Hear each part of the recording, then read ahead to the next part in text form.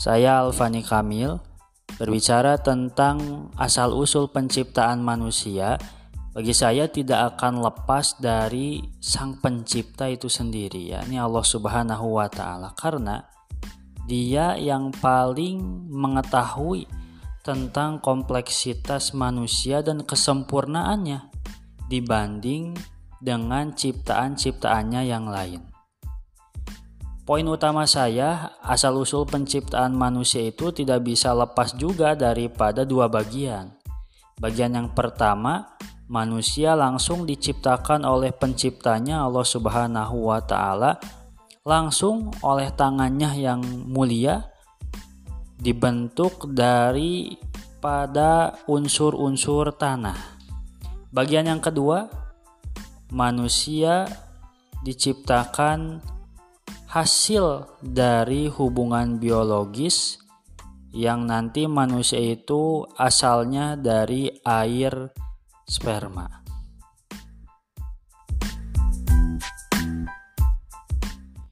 Assalamualaikum warahmatullahi wabarakatuh.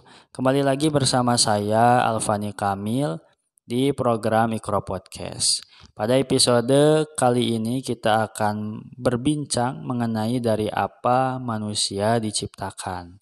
Tapi sebelum jauh kita berbincang mengenai topik tersebut, saya ingin mengajak teman-teman semua, baik yang mendengarkan melalui Noise, Spotify maupun YouTube, untuk senantiasa mendukung konten-konten yang kami upload, kami hadirkan melalui channel kami, yang dengan dukungan Anda semua mudah-mudahan bisa membuat kami lebih semangat lagi, lebih banyak lagi berkarya. Episode-episode Iqra Podcast ditambah lagi, kemudian tambah juga dengan konten-konten lainnya yang tidak kalah kebermanfaatannya dengan Iqra Podcast. Cara mendukungnya gampang sekali, teman-teman tinggal subscribe saja channel kami, baik itu yang ada di YouTube, Spotify maupun Noise. Yang dengan subscribe teman-teman itu menjadi semangat tersendiri untuk kami agar terus berkarya, terus membuat konten-konten yang lebih baik dari yang sekarang.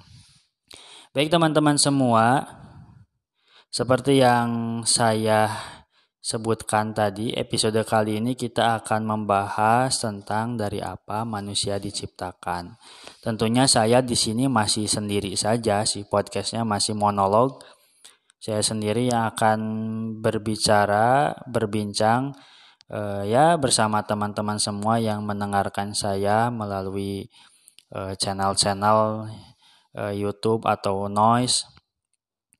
Ya, mudah-mudahan tidak menjadi bosan lah saya yang terus berbicara, yang insya Allah mungkin kedepannya kalau alatnya memadai kita akan coba untuk mendatangkan bintang tamu lah dengan saya gitunya, ngobrol-ngobrol malah gitu, ngalor ngidul gitu. Ya, seperti yang saya sebutkan pada intro, bahwa bagi saya ketika berbicara asal-usul penciptaan manusia itu tidak bisa lepas daripada Tuhan, daripada Allah Subhanahu wa Ta'ala, Sang Pencipta, Sang Kreator yang tahu kompleksitas dan kalau bahasa saya perfeksitasnya seorang manusia. Yang manusia ini lebih baik, ciptaannya itu aja lebih baik daripada ciptaan-ciptaan yang diciptakan oleh Tuhan yang lainnya.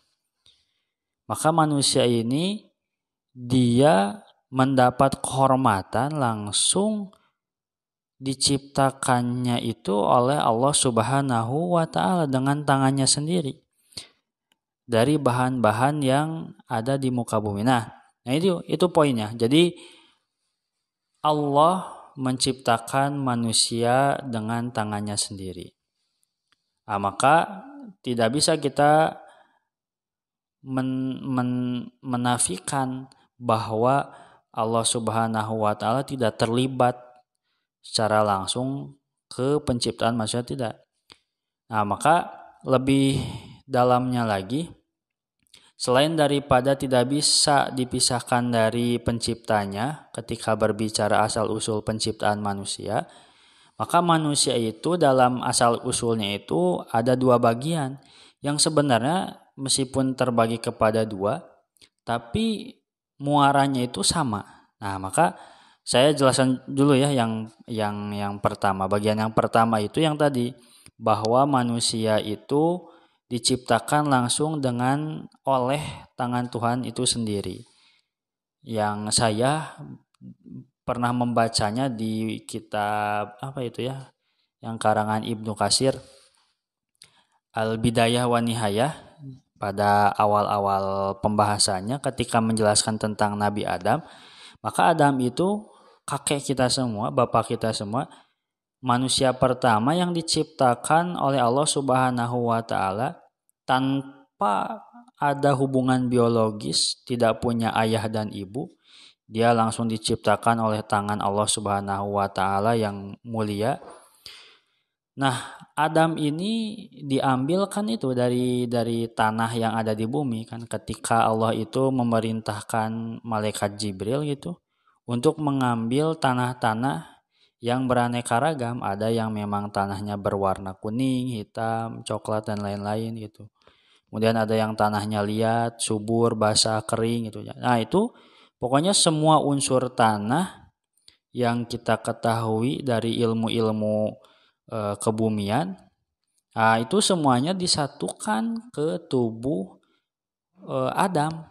Jadi Adam itu memuat satu orang manusia yang padat gitu. Kan ada paribasa kieu. Kenapa saya bilang satu orang manusia yang padat? Karena ketika kita berbicara Nabi Yusuf, ada paribasa seperti Nabi Yusuf itu kegantengannya setengah dari Adam. Maka ketika manusia yang lain itu berarti 0,00000 berapa gitu dari Adam, dari Nabi Yusuf. Ini artinya Nabi Adam diciptakan secara kompleks dan sangat perfect bagi ukuran manusia yang pertama. Bahkan kan sampai di kisahnya itu malaikat itu pada sujud kepada Adam. Bukan berarti malaikat atau makhluk-makhluk yang lainnya itu sujud itu menyembah Adam, bukan. Tapi sebagai wujud penghormatan kepada Allah Subhanahu wa taala, kepada Tuhan yang menciptakan makhluk yang sangat hebat, yang sangat luar biasa. Bahkan saya pernah menulis di di Instagram saya, manusia itu diciptakan dengan ruh Allah, dengan tiupannya. Tidak ada makhluk yang lain yang diciptakan dengan tiupan ruh dari Tuhan. Itu teman-teman Anda semua bisa membaca pada surat Al-Hijr dan juga surat satu lagi Shad. Di surat Shad. Di surat Al-Hijr kan seperti itu. Fawajada mirruhi faqa'u lahu sajidin. Jadi ketika Allah Subhanahu wa taala katanya meniupkan ruhku kepada dia, maka sujudlah kalian wahai para malaikat. Maka malaikat bersujud.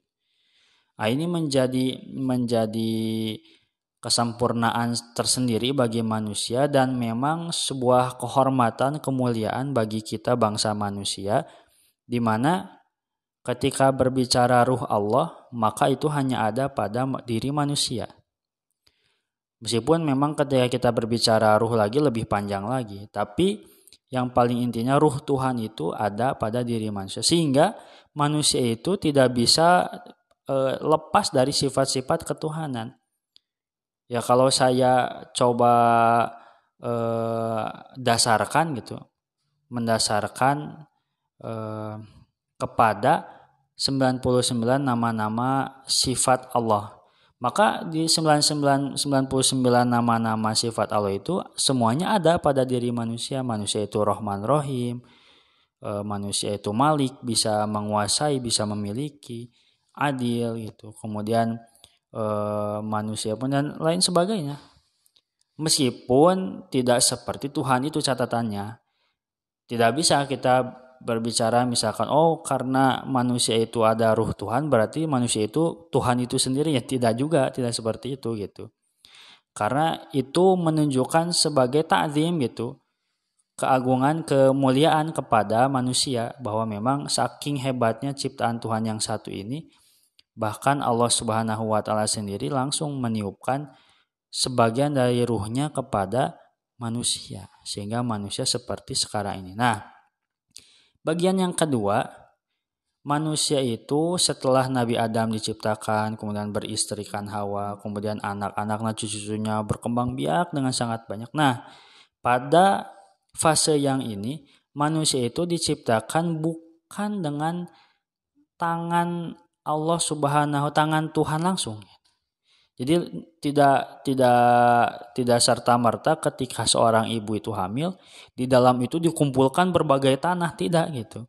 Karena yang fase ini bahwa manusia itu diciptakan dari air yang hina atau kadangkala disebut nutfah atau air mani, air sperma. Nah, ini terjadi akibat dari hubungan biologis. Nah, seperti yang ditulis oleh beliau Ustadz Aceng pada poin yang ketiga ini. Banyak ayat yang mengungkapkan tentang penciptaan manusia, kata beliau, kadang dengan ungkapan dari nutfah, kadang dari air mani, kadang dari air yang hina, min ma'in mahin. Pada dasarnya sama bahwa manusia itu diciptakan dari sperma. Jadi menurut saya beliau ini mengambil kepada fase kedua dari apa manusia diciptakan. Beliau menjawab dari air sperma. Nah, meskipun tadi yang saya sebutkan bagian yang pertama kan Adam itu diciptakan langsung dengan unsur-unsur tanah. Sedangkan air yang hina ini, air mani itu memang sebuah air gitu, air yang memancar daripada organ vital seorang laki-laki. Meski memang ada penelitian yang lain, air mani pun dari unsur-unsur tanah. Nah, yang jadi pemikirannya seperti ini. Adam itu diciptakan langsung dari unsur-unsur tanah dan langsung oleh Allah Subhanahu wa taala. Sedangkan manusia setelahnya kan bukan. Tidak ada sangkut pautan gitunya gitu. Tidak ada sangkut pautan langsung oleh tangan Allah gitu, oleh tangan Tuhan, dan juga bukan dari unsur tanah. Tapi sebetulnya kalau kita tarik benang merah kemudian kita tarik kepada sudut pandang yang sama, justru meskipun yang satu diciptakan dari tanah, langsung dari tanah, yang satu dari air, tapi tetap pada dua bagian ini ada kuasa Tuhan yang masih bermain di sana. Seperti yang dicontohkan oleh Al-Ustadz Aceng ya. Kata beliau di paragraf keduanya, pancaran air mani yang keluar dari alat kelamin laki-laki mengandung sekitar 200 juta sperma benih manusia. Sperma ini mengalami perjalanan yang panjang di dalam tubuh ibu sampai ke ovum, dan hanya 1.000 sperma yang berhasil mencapai ovum dalam perlombaan yang berlangsung selama 5 menit saja. Ovum yang berukuran setengah butir garam itu hanya menerima 1 saja dari jumlah sperma tersebut. Penelitian ilmiah membuktikan, di sini beliau berdialektika dengan bahwa di dalam penelitian ilmiah ada 2 macam kandungan sperma laki-laki, kromosom XY, ada XX. Kalau misalkan si sperma itu memiliki kromosom Y, maka anak yang nanti dihasilkan itu laki-laki. Kalau misalkan kromosom X, kemudian karena ovum juga kan kromosomnya X, maka anak yang dikandung adalah perempuan. Kata beliau, jika demikian maka yang menentukan jenis kelamin adalah nutfah yang dituangkan sang ayah. Demikianlah Rob Allah tentang bibit manusia yang terdiri dari sperma dan ovum yang demikian itu siapa? Yang menciptakan semua itu tidak ada jawabannya kecuali Allah lah yang menciptakan semuanya dengan begitu apik dan unik. Sepatutnya manusia merendah diri kepada Allah. Nah, sangkut pautan Tuhan dalam penciptaan manusia di fase kedua ini, ketika manusia itu berevolusi dari yang asalnya air mani, dari asalnya zigot, kemudian berubah, ada dagingnya, ada kulitnya, ada tulangnya, matanya, jantungnya berdetak, kemudian ruh masuk, mulai kemudian terlihat seperti bayi yang biasa kita lihat. Itu evolusi seperti itu terjadi bukan dengan sendirinya gitu. Mun misalkan cai dititah ngerubah dirina sorangan oleh dirinya sendiri, maka dia tidak akan mampunya gitu. Air mah akan seperti itu gitu. Ketika manusia sekarang dengan tubuhnya yang seperti ini, ketika kata Allah berubah, ya akan berubah seperti kisah-kisah di Bani Israel, ada yang sampai dikutuk jadi babi, jadi monyet, ketika disuruh berubah ya langsung berubah gitu.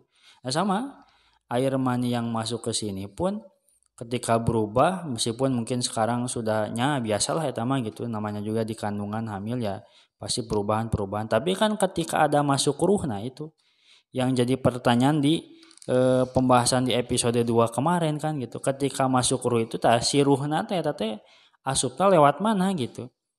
Ketika dokter ditanya itu ruh masuk dari mana? Kok kenapa si anak itu tidak kejang-kejang gitu? Tidak seperti orang yang dicabut ruhnya, dicabut nyawanya. Kok kenapa ada perbedaan itu? Nah itu kemahakuasaan Allah Subhanahu wa taala dan sekaligus campur tangannya dalam perkembangan pembibitan seorang anak manusia.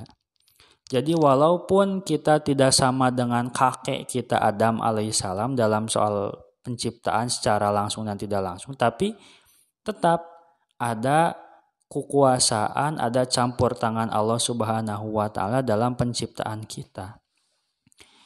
Ya meskipun para ilmuwan banyak kan gitu yang berspekulasi bahwa asal usul penciptaan manusia itu tidak bisa lepas daripada teori evolusi seperti itu. Meskipun ketika teman-teman baca di teori Darwin, sebetulnya Darwin itu tidak mengusulkan manusia itu dulunya dari monyet, tidak gitu. Hanya kan beliau itu teorinya seperti itu, teori adaptasi dan juga seleksi alam gitu. Yang ngaramekeun, yang meramaikan bahwa manusia itu berasal dari kerama, itu istilahnya pop culture gitu. Itu dari sana gitu. Yang memang kemudian menggambar nih kan sok adanya di Google. Bisa teman-teman lihat lah gitu di Google. Dari simpanse, kera gitu. Kemudian jadi manusia gitu ya. Manusia Nordik gitu. Nah, itu mah orang-orang yang memahami mungkin teori Darwin secara seperempat gitu, setengah-setengah gitu. Tapi aslinya ketika saya coba baca-baca kemudian menyimak kajian-kajiannya, justru teori Darwin membicarakan tentang seleksi alam dan juga adaptasi gitu, bahwa memang manusia itu gitu teorinya itu, manusia itu atau misalkan dia kan berjelajahnya gitu ke samudra-samudra di umur 22 tahun selama 5 tahun. Dia berjelajah melihat binatang-binatang. Dia melihat bahwa ada kawanan binatang yang memang ketika mereka memiliki kekhasan atau mereka memiliki kekuatan gitu, berbeda dirinya dengan kelompoknya yang lain, maka binatang yang berbedanya yang memiliki kekhasan sendiri, maka dia yang akan bertahan. Dia akan lolos dari seleksi alam dan juga dia bisa beradaptasi. Maka teorinya seputar itu saja gitu. Meskipun mungkin kalau dibahas lebih jauh lagi, saya yakin tidak hanya berbicara tentang seleksi alam dan adaptasi. Cuman ya simpelnya seperti itulah gitu. Bahkan kalau misalkan kita berbicara teori evolusi, justru ada yang lebih barbar gitu dibanding teori Darwin atau teori pop culture itu. Dulu sekali sebelum Masehi, Anaximander kan justru dia yang lebih barbar. Dia mengatakan bahwa manusia itu dari ikan gitu. So kumaha eta gitu. Kenapa Anaximander bisa berbicara bahwa manusia itu dulunya dari ikan?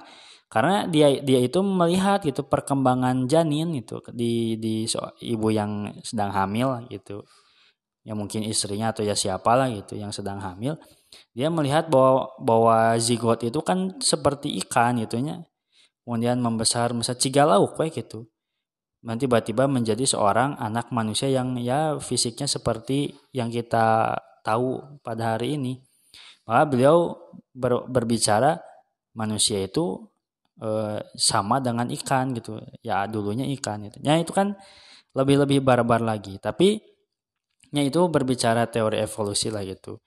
Yang pada intinya justru yang saya katakan tadi bahwa ada sangkut paut Tuhan dalam penciptaan proses asal-usul manusia. Dari apa manusia diciptakan, maka jawabannya dua. Poin utama saya dua. Kalau manusia pertama, kalau berbicara dari apa manusia pertama diciptakannya itu. Dari unsur-unsur tanah, kemudian langsung diciptakan oleh Tuhan. Kalau berbicara dari apa manusia fase setelah Nabi Adam diciptakan, maka dia diciptakan dari hubungan biologis antara suami istri yang menghasilkan anak yang dia itu dari air sperma. Nah, maka titik utama benang merah dari dua bagian ini adalah kekuasaan Allah Subhanahu wa taala. Tanpa kekuasaannya menciptakan manusia, bisa jadi yang tadi anak si Mandar sebutkan berasal dari lauk, dari lauk, dari ikan gitu. Maka akan menjadi ikan gitu kalau misalkan Allah menghendaki seperti itu.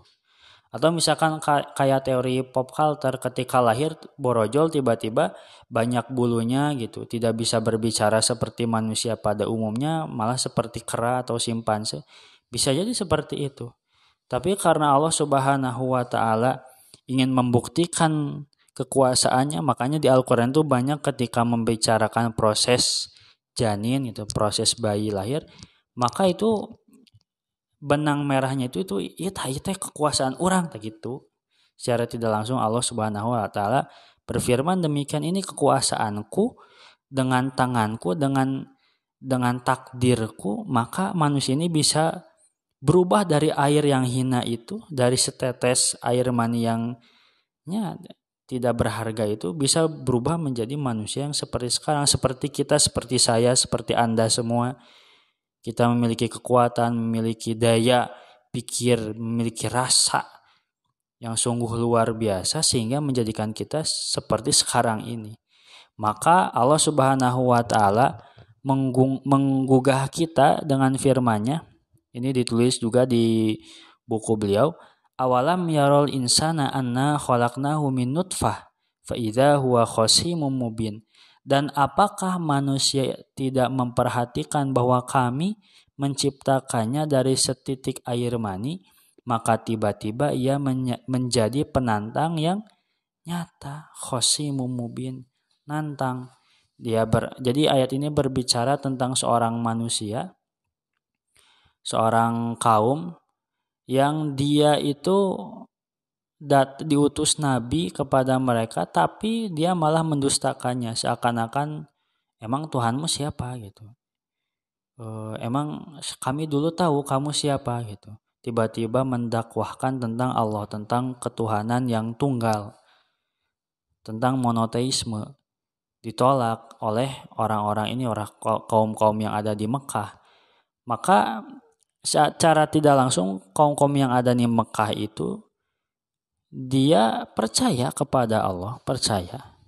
Tapi dia menyombongkan diri. Ya, karena kan ketika kita baca-baca sejarah kan ya lebih jauhnya itu orang-orang tersebut tidak mau mengikuti Nabi Muhammad karena ya jabatannya, karena hartanya, karena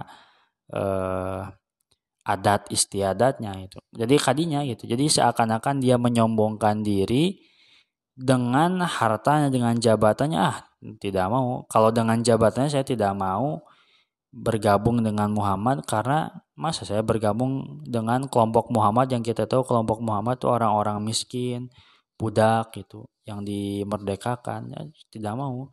Kalau dengan harta, kok kenapa saya harus bergabung dengan orang-orang yang tidak punya apa-apa dalam dirinya, saya punya, nanti mereka minta-minta. Jadi pikiran-pikiran seperti itu yang menghalangi orang-orang tersebut untuk beriman kepada Nabi, menyembah Tuhan yang satu, sehingga mereka dikatakan faidha huwa khosimu mubin, penantang yang nyata, yang Allah ingatkan bahwa anda semua itu dulu khalaqnahu min nutfah, kami menciptakan anda itu dari setetes nutfah, setetes air mani.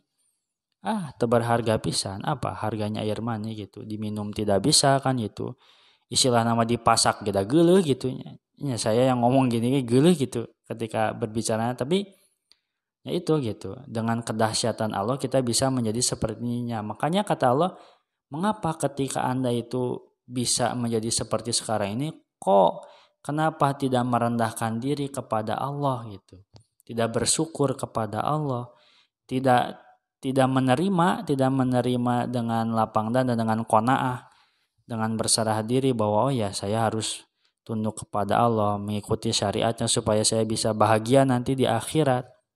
Karena hidup tidak hanya di sini saja, ada akhir. Nah, jadi berbicara tentang dari apa manusia diciptakan, jawabannya yang tadi, dan tujuannya dari pertanyaan tersebut adalah untuk menggugah kita supaya kita sadar bahwa Allah Subhanahu wa taala itu adalah yang paling berhak oleh kita diibadahi, yang paling berhak dimintai doa oleh kita, yang paling berhak dipuji oleh kita.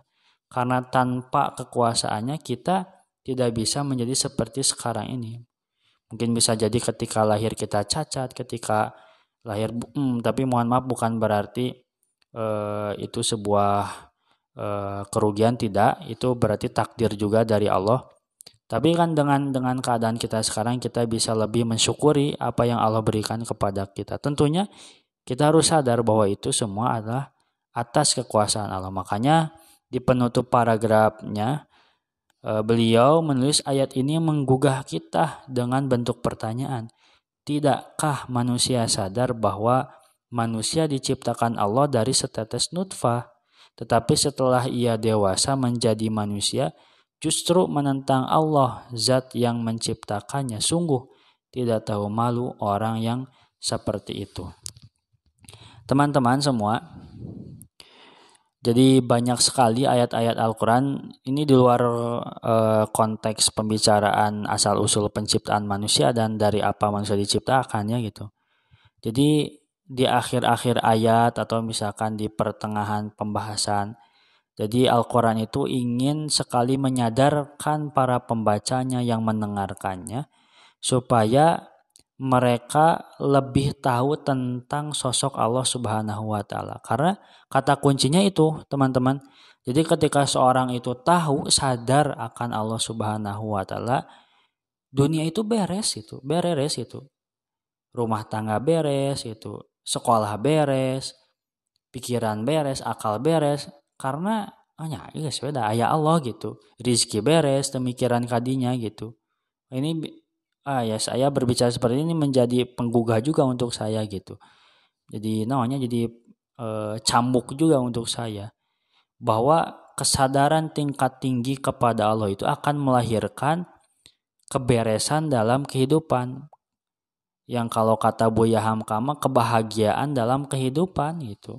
Ketika kita beres dengan pemikiran akan adanya Allah Subhanahu wa taala lewat dari yang kita bahas sekarang, kita bincangkan sekarang tentang penciptaan asal-usul manusia, atau lewat dari kauniyahnya, dari alam semesta. Gini, langit bisa tegak, bulan tidak menghantam, meteor gini tidak merusak bumi gitu, matahari bisa stabil gitu. Itu kan penyadaran ya, dari penciptaan bagaimana tumbuhan tumbuh, bagaimana anak-anak kita atau adik kita, keponakan kita, sepupu kita yang asalnya kecil gitu, tidak bisa apa-apa menjadi bisa, segala bisa gitu. Nah, itu kan penyadaran, hakikatnya penyadaran kepada kita agar kita sadar bahwa Allah Subhanahu wa taala lebih besar daripada kita. Kita hanyalah hambanya yang kecil, yang setiap kedipan mata kita memerlukan Allah Subhanahu wa taala.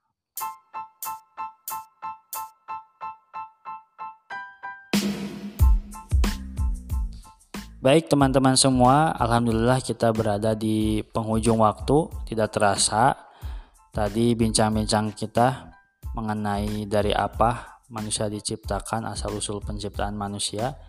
Mudah-mudahan bisa menjadi manfaat tentunya untuk saya juga, umumnya untuk teman-teman.